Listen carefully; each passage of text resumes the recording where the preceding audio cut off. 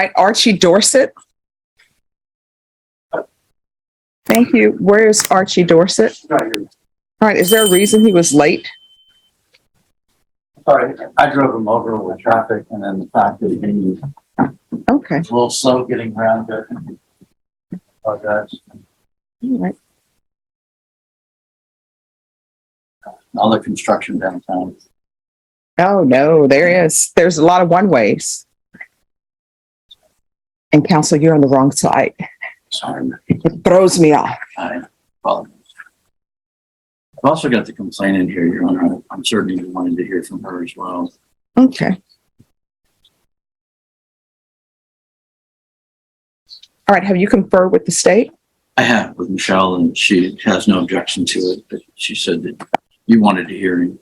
All right, Brenna, Yes. we're going to go on the record. Okay, Judge. Court is calling 2021 CR 5320, State of Texas versus Archie Dorset III. Could I have parties approach and announce for the record for the state, for the defense? Jesse Sepulveda. And are you Archie Dorset? All right. So the defendant is currently on probation, and it's my understanding we're not here for a motion to revoke. We're here with the defense's request for a motion to modify conditions of. So let's pause and break this down. Archie's legal team isn't trying to revoke probation. They're trying to modify it. Specifically, they want to lift the no-contact order that protects his wife. Here's the legal twist. Isn't objecting why? Possibly because the victim herself is backing the request. This is where DV cases get complex. When the victim becomes the advocate for the abuser, it puts the judge in the system in a deeply uncomfortable spot. Conditions of probation. Correct, Your Honor. More specifically, the no contact order. All right. And state, do you have any objections to the request? No, I reviewed this. Michelle reviewed it with me and said that she had no objection. All right. And counsel, you have the complainant present? I do, Your Honor. All right. If she could come forward, please. And Mr. Dorset, if you need to take a seat, you can actually have a seat. Araceli, come on.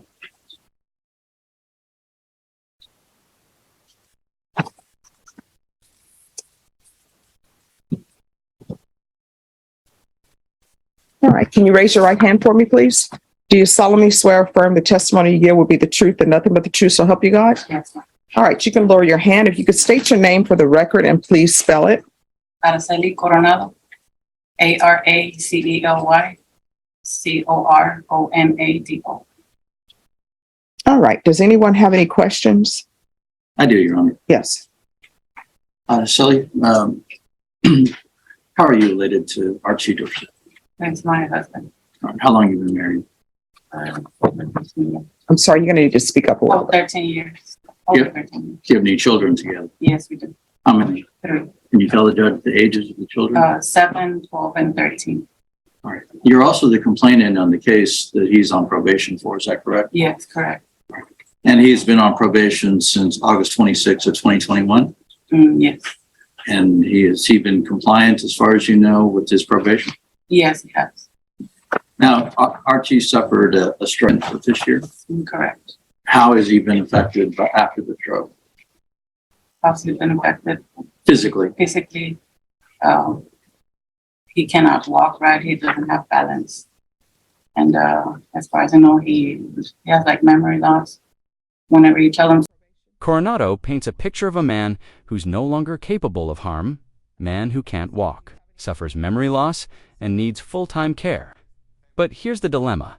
Physical weakness doesn't erase past violence, and a stroke doesn't necessarily reform character. So, what's really changed here? And is her request to bring him home out of compassion or You pressure? tell him something fresh, he can't remember. And I think he can be on his own. Have you talked to his doctors and his medical providers? Yes, to the doctor in the hospital. Is he capable of working? No, he Is can't. he capable of taking care of himself? No. Are you asking the judge to modify the condition of probation that doesn't allow contact with you to be modified to be a no harmful or injurious contact? Yes, sir. All right. Are you also asking the judge if you would allow him to move back into the house with him? Yes, please. Is there anything else you'd like to tell the judge? Well, I think what happened to us, what happened to him, it changed everything. And I know my kids want him back. They ask me all the time, when is he going to come back? because we do need them in our family, because they're growing up, they're getting older, and we need him to help us out, and we would like to help him out too. So you're going to be assisting him financially and just daily, is that correct, with his activities? Yes. Are you also asking the judge if she would probate or waive the fine or whatever money is owed to the probation office? Yeah. That's all I have. All right, the fine has already been probated. Any questions, State? Just quickly, you understand that this court needs to understand the truth from you in writing. So if you have any reservations about that, this is the opportunity to go let the court know about any concerns you might have about being in the house with him. You understand? Yes. So knowing that you still wish to have contact with him and you still wish to reside with Yes. him. So I have a few questions. With regards to the reason for his being on probation, I read that, of course, when I placed him on probation, and I also reread it in anticipation of this hearing. So what is different? And when I say what is different, other than he had this medical episode, what changes are there that you think this won't happen again? Well, I think it won't happen again because it opened our eyes. The way when that happened to him, we thought he wasn't going to be here anymore. So it's like we can't be doing that anymore. We have to live our lives and educate our kids. Okay, so here's the thing. It appears that it has opened your eyes, but when I reread the police report, he's the one who's on probation. It's like not you. And sometimes I'm concerned because I see in these type of cases, people taking responsibility for someone's actions, or the children taking responsibilities for someone's actions. And that appears to be what I'm hearing from you now. If it's not, and I'm interpreting it incorrectly, just let me know. Do you think any of this was your fault? No. All right. Do you think any of this was the children's fault? This is a powerful moment. Judge Boyd forces clarity. No, it wasn't the kids. No, it wasn't her. Yes, it was him. In domestic violence cases, the abuser rarely takes full responsibility. So when a victim starts internalizing blame, judges have to step in like this. This exchange isn't just legal, it's emotional, and it shows exactly why Judge Boyd is so respected. She cuts through the fog with brutal clarity. No. So whose fault was it? His fault. All right. So how do you think things will be changed from his standpoint if I were to lift the no contact order and allow him to move in with you? By helping me out in a lot of things, like with the kids, and for him to realize that he can't be doing wrong because there's consequences to it. So other than this incident, has he ever been violent with you before? In the past, All right. And other than this incident, has he been violent with the children before? no, never. So are there any guns in the home? No. Does your husband have any access to any guns? No. And where is he currently living? I have no idea where he's staying. Okay. All right. Do you have any fear of him staying? No, I don't. All right. Do you have any fear for your children if you were allowed in the house? No. Okay. And I'm assuming he's not employed. So are you planning on supporting him financially? Yes. Okay. All right. Any other questions? Well, he's also applying for disability, is that correct? Yes, correct. All right, and have you noticed a change in Archie as far as just, has he been humbled by this entire incident? Yes, totally. All right, so you're not threatened or in fear of him in any way? No, I'm not.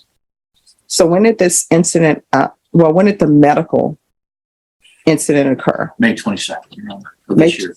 22nd, 2022? Yes.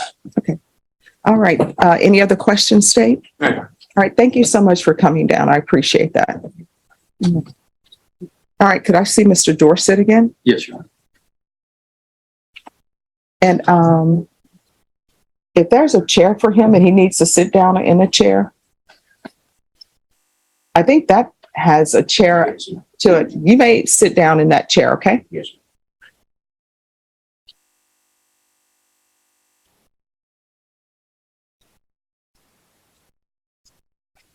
All right, Mr. Dorsett, can you raise your right hand for me, please? Do you solemnly swear or affirm the testimony you give will be the truth and nothing but the truth, so help you God? Yes, ma'am. You can lower your hand. State your name for the record. Archie Dorsett. All right, any questions, defense? Judge was asking Araceli about any changes that you've made. Please tell her how you feel after you've changed and why things will be different. I think my whole body changed. My mentality, my physical. Everything changed since this happened. My body is not the same. Same. I feel more peaceful. I just want peace. That's it. Yes, I need. All right, you need to speak up so I can hear you. I just need peace, man. That's it. I need peace. So I can get better. Yeah, I think. But a lot of things about me have changed. Physical, mentally. Just need to be relaxed, happy. Are you asking the judge to allow you back in the house Yes, with your ma'am. wife and your That's children? one of the things that I have in my heart, my family.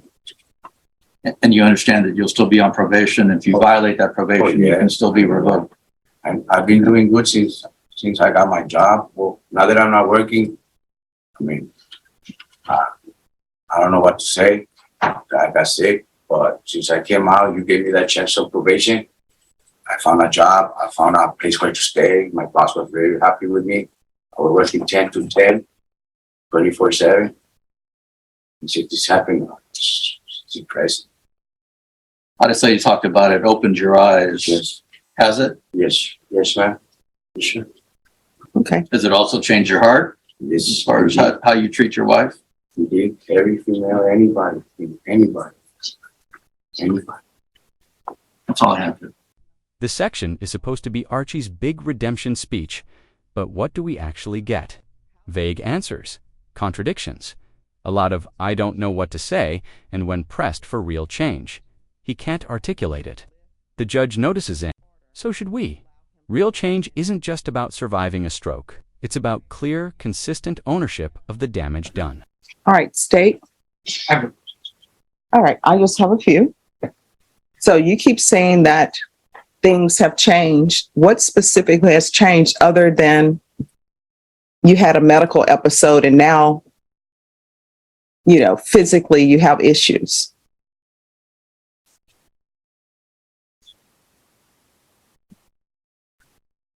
I don't know. Can you repeat that? All right. Let me put it this way.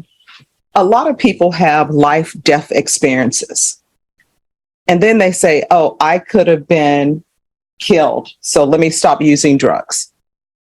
Other than you having this life-death experience, what really has changed internally with you? Because you're telling me you want peace. Sometimes whether you have peace or not is completely up to you. If you bring violence into a home, that's you bringing violence into a home. And I'm trying to make a determination or a prediction. Okay, I'm trying to make a determination or a prediction how your behavior will be if I allow you in the home. This is not the Minority Report. I don't have, this is not Tom Cruise. I don't have 3 people that I can see what your actions are going to be in the future. One of them, I don't want to get hurt. Second, I don't want to be in jail. Third, I need my health back. I'm not to commit nothing else like that. I don't have nothing like that in my mind. Okay, but you see I give a big turn now. Okay, but you see everything that you're telling me is you in avoidance. It's I don't want to go to jail. But the fact that you don't want to go to jail is not necessarily changing your mindset that it's wrong to solve your issues with violence. Sorry, ma'am. Sorry, I replied that. it is that I want to be back with my family. I'm never gonna do it again. I don't see myself doing that again no more. I can't explain it how I feel. Well, I don't know how I explain it, man, but I will not commit it again. I will not commit that again. I'm not even physical to do something like that again. I don't know what to say, man. All right. Have you started any of your BIP classes? I finished one, man. All right. One. Only Yes. one? Yes, man. It was like 6 months, I think, something like it took 6 months. Then I just did parenting, and that's it. Well, no. Did you finish your BIP course? Probation, did he finish BIP? Your Honor, there's a certificate of completion on file, completion date of May 11th, 2022. All right. So what did you learn from that course?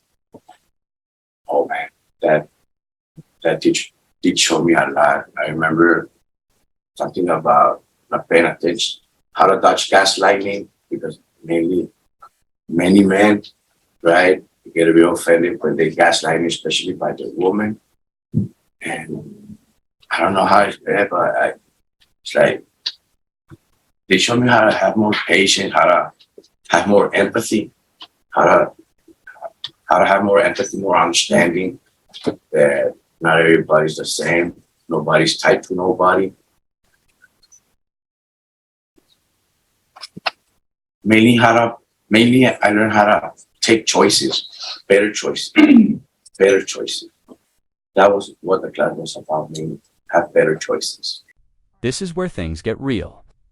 Archie admits his actions scared his children, and not just because they saw it, but because they felt it. Even when violence happens behind closed doors, kids always know. This moment shows a flicker of insight. Is it too little, too late? What's your take? Is fear-based transformation enough for forgiveness, or should accountability be lifelong? All right. And did it teach you about the impact violence has on children? Yes, man. Yes. And so what did your violent actions, what type of impact did they have on your children? That I scared them with my anger that day, that I scared them. Because one, they had never seen me like that too. And two, because they freaked All right. out. No. Let's backtrack. What do you mean they never seen you about like that before? Because you've been abusive to her before. Yeah, but my kids were not around. I apologize. I meant because they were not there.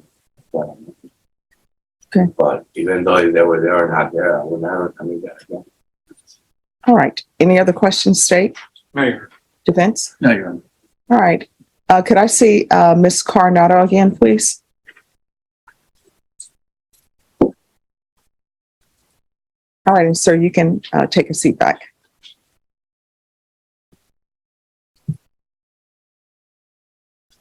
All right, Ms. Coronado, you're still under oath. You've heard what Mr. Dorsett has said about what he's learned. Hearing what he said, the words, and I hope you had a chance to internalize what he said. Do you still wish to have the no contact order lifted? Yes, ma'am. Okay. Anything else from the state or the defense? Mayor, No, Your All right. Thank you so much for coming in. Thank you. Thank you. All right. And state you have no objection? Mayor, All right. So, Mr. Dorsett, I will modify the conditions